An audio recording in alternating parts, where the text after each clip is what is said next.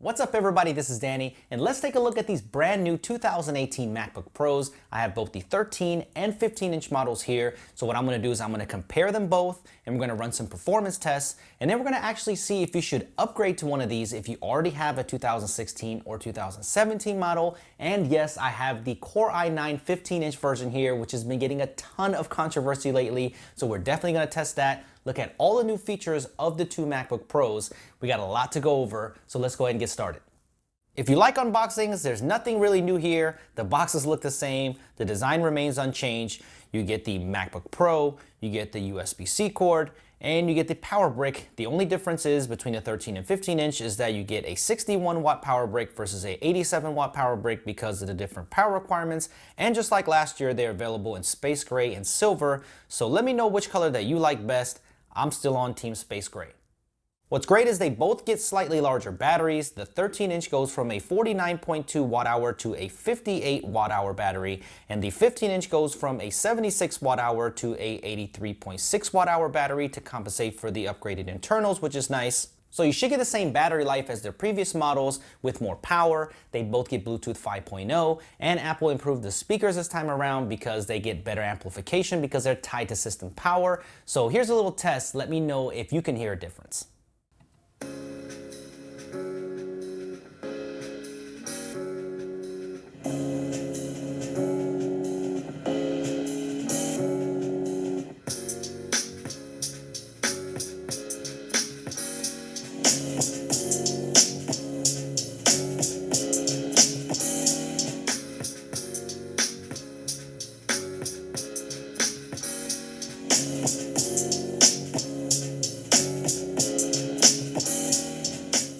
Both of the MacBooks finally get an upgrade to the Intel 8th generation processor, which is great, but I'm more excited about the 13 inch model because it finally gets a quad-core processor for the first time. So a lot of people like the smaller form factor for education and for travel. It's a full pound lighter than the 15 inch, so for a lot of people that were looking for this form factor and wanted more power, you can finally get it.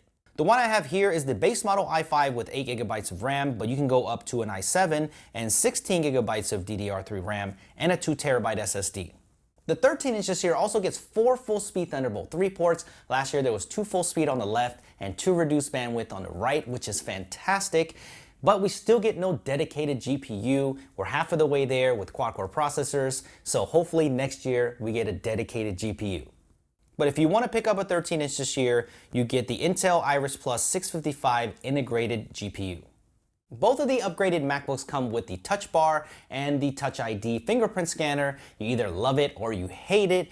And if you hate it and you wanted a 13 inch without it, you're crap out of luck this year because they did not update that. I'm assuming that that product's just going to fall off and be replaced with something new. The 15 inch also gets a significant update to 6-core processors. Even the base level i7 gets a 6-core processor, which is a surprise to me. I really expected a quad-core entry level, but you can go all the way up to an i9, which I don't really recommend, and I'll tell you why later in the video. And for graphics in the entry level, you get an AMD Radeon Pro 555X, and on the higher end, you get the Radeon Pro 560X, both with 4 gigabytes of GDDR5 memory.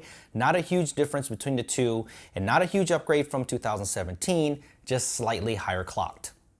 Finally, on the 15 inch, you can upgrade to 32 gigabytes of DDR4 RAM, and you can go up to an insane 4 terabytes of internal SSD storage. And this is where you're gonna wanna save your money if you don't need the storage. But for some creative professionals, it's all about convenience to have a large drive like that you don't have to carry an external drive in. It could be a huge convenience to some, but if you need to save money, this is where you're gonna do it. But if you do spend the money, then know that you're getting some of the fastest read and write speeds out there, some of the fastest drives that are on the market right now. I personally landed right in the middle, got 2 terabytes of storage, upgraded the RAM to 32 gigabytes, got the i9, but that still costs over $4,000, so still expensive. Another big improvement that I think people care about on both the 13 and 15 is the improvements to the keyboard. It's still the same butterfly switch mechanism, and I still wish it had better travel, but there is a thin silicone membrane underneath the keys this year that improves a few things in my opinion, and that is the feel when you push the keys. It feels a little bit softer and better, and the sound is quieter. It's not a huge improvement, but it's definitely noticeable.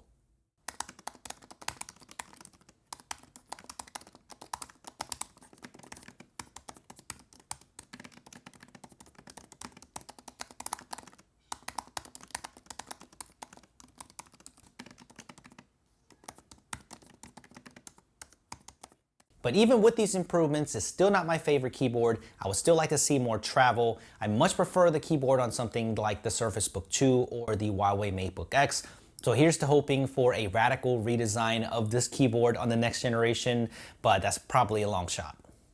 The displays on both remain the same with the same resolution, but that's not a big deal to me because I still think they look beautiful with white color gamut and the panel is bright, but I would not hate if they did a 4K panel next year with some thinner bezels.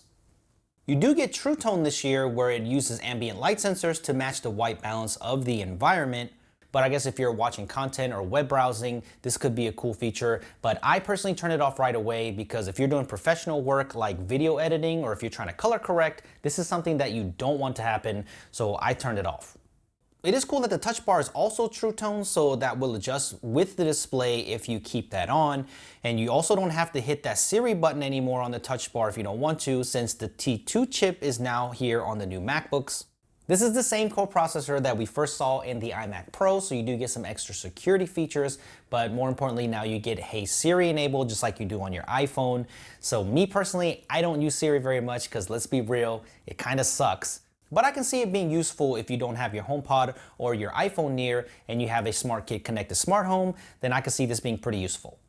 So that's what's new with the MacBooks. Let's get to the performance, what you've been waiting for, and I'm gonna start with the 13-inch.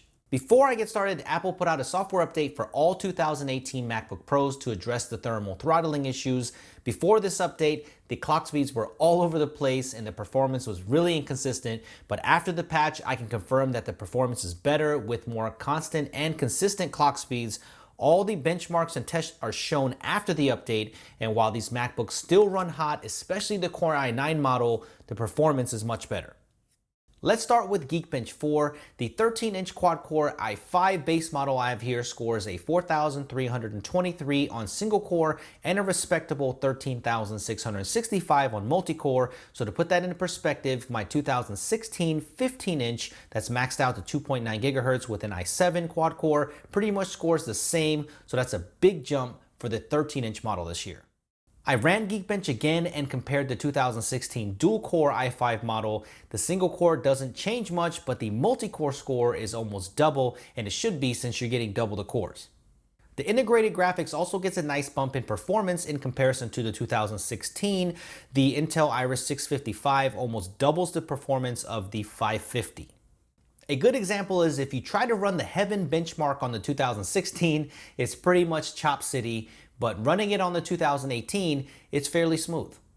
The Cinebench scores on the CPU pretty much confirm double the potential, and the OpenGL test shows 15 frames per second increase on the integrated graphics.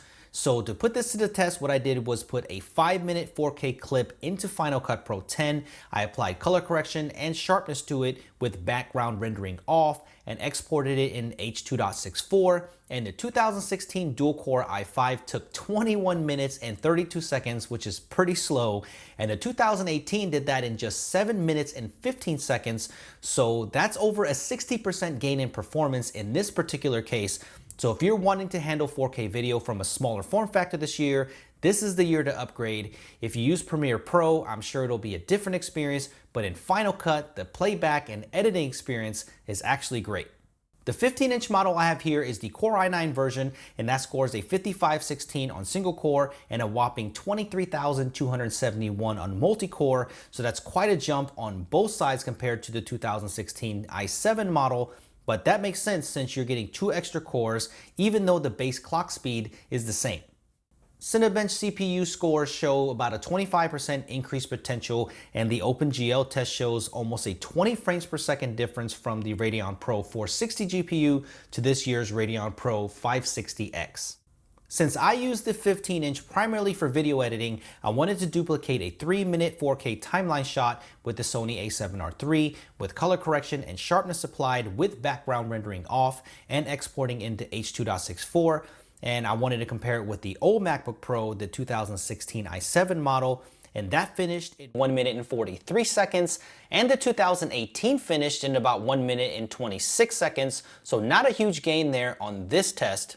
But to make things more interesting or more intensive, I duplicated a red 8K RAW sample clip and dropped it into a 4K timeline, applied a LUT and a correction with background rendering off, and copy and pasted that clip until it became a 1 minute total clip, and I exported that to H.264. And while that was happening, I wanted to check to see if the laptop heat was worse on the i9 model, and surprisingly, they were both about the same temperature. The fans were both going nuts, but it seemed to be the same.